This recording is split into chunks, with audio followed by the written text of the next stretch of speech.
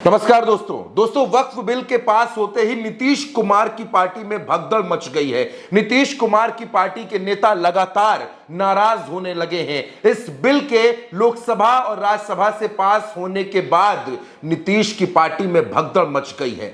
आपको याद है कि किस तरह कासिम अंसारी ने, जो चंपारण इलाके के बड़े मुस्लिम नेता हैं, जो विधानसभा का चुनाव भी लड़ चुके हैं, उन्होंने इस्तीफा दे दिया। अपनी चिट्ठी उन्होंने लिखी और नीतीश कुमार पर तमाम आरोप लगा दिए। इससे पहले पार्टी के महासचिव गुलाम रसूल बलियावी, बड़े नेता हैं मुस्लिमों के बीच में, उन्होंने ये कहा कि संसद में सेक्युलर कौन है, कम्युनल कौन है, इन दोनों के बीच का फर्क खत्म हो गया, सब नंगे हो गए। हम इस मसले पर अब अगली रणनीति बनाएंगे। और गुलाम गौस, जी हां, नीतीश के विधायक, नीतीश की पार्टी से विधान परिषद के सदस्य गुलाम गौस, उन्होंने भी नीतीश कुमार से नाराजगी जाहिर कर दी है, धमकाना शुरू कर दिया है और कह दिया है कि मुस्लिम समाज बेहद नाराज है दोस्तों। लेकिन इन तमाम इस्तीफों के बीच में एक इस्तीफा और हुआ है, और वो इस्तीफा हुआ है शहनवाज मलिक का। दोस्तों, शहनवाज मलिक ने अपना इस्तीफा दे दिया है और उनका क्या कहना है, सबसे पहले ये जान लीजिए।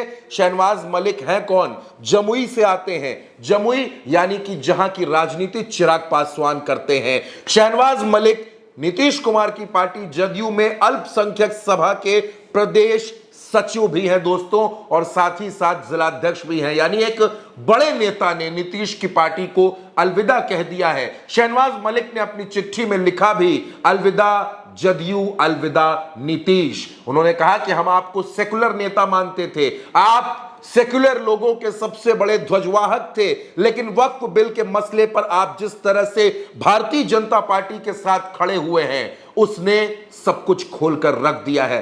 लेकिन दोस्तों, सिर्फ इतना नहीं है कि यही नेता नाराज है। एक और बड़ा नाम है नीतीश की पार्टी में, मुस्लिम समाज से ही वो नाम आता है। बिहार राज्य में शिया वक्फ बोर्ड के चेयरमैन और जदयू के नेता सैयद अफजल अब्बास, उन्होंने भी इस बिल पर नाराजगी जाहिर की है। तो दोस्तों, कुल मिलाकर के गुलाम गौस, गुलाम रसूल बलियावी और उनके बाद जिस तरह से ये इस्तीफे, शहनवाज मलिक का इस्तीफा हुआ, कासिम अंसारी का इस्तीफा हुआ, और अब सैयद अब्बास भी अपनी नाराजगी जाहिर कर रहे हैं।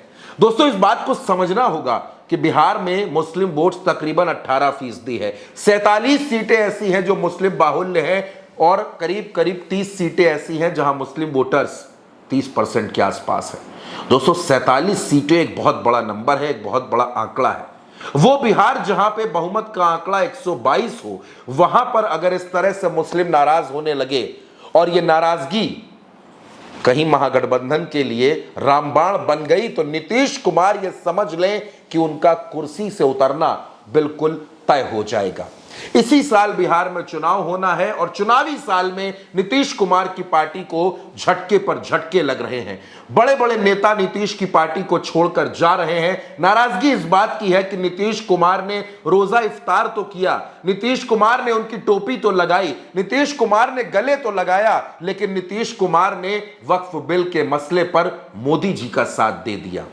तमाम मुस्लिम संगठन लगातार नीतीश कुमार को चिता रहे थे, ये बता रहे थे कि आप इस बिल पर हमारे साथ खड़े रहिए। ओवैसी से लेकर तमाम बड़े बड़े नेताओं ने भी नीतीश कुमार को आगाह किया कि अगर आप इस बिल के विरोध में नहीं उतरे तो आपको नुकसान होगा। और दोस्तों, 24 घंटे नहीं बीते इस बिल को पास हुए, नीतीश की पार्टी में दनादन इस्तीफे होने लगे हैं। अब नीतीश की पार्टी में गजब की अस्थिरता आ गई है, और कहां तो यहां तक भी जा रहा है कि यह सिर्फ शुरुआत है। अभी और तमाम बड़े बड़े नेता नीतीश को अलविदा कहेंगे, नीतीश का साथ छोड़ेंगे। ऐसे में नीतीश कुमार अब क्या करेंगे? अपनी टूटती हुई, बिखरती हुई पार्टी को नीतीश कैसे संभालेंगे, यह सबसे बड़ा सवाल है दोस्तों। फिलहाल इस खबर में मेरे साथ इतना ही। आप अपनी राय कमेंट बॉक्स में जरूर बताइएगा। उल्टा चश्मा यूसी को सब्सक्राइब करिएगा। नमस्कार।